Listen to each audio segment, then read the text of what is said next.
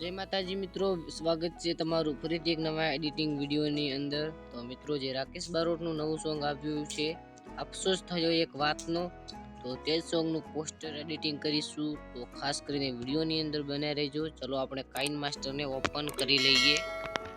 તમારે આ બેકગ્રાઉન્ડ લઈ લેવાનું છે, જે તમને કાઇન માસ્ટરની અંદર જ મળી જશે, અને આને તમારે એક બ્લર આપી દેવાનું છે। જે હું અહીંયા જે પહેલું બ્લર છે તેને તમારે અહીંયા આપી દેવાનું છે, અને અહીંયા કંઈક આવી જ રીતે કરી લેવાનું છે।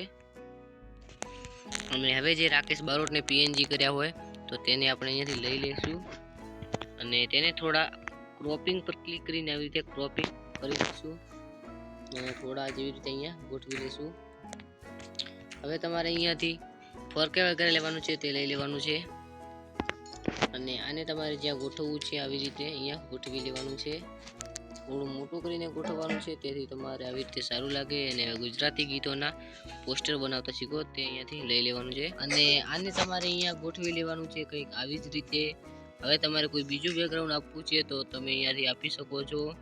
તેને પણ થોડું ક્રોપિંગ કરી લેવાનું છે, જેવી રીતે અહીંયા હું કરું છું, અને ક્રોપિંગ કરી અને આવી રીતે સેન્ડ ટુ બેક કરી લેવાનું છે, અને આને તમારે પૂર્ણ સ્ક્રીન કરી લેવાની છે।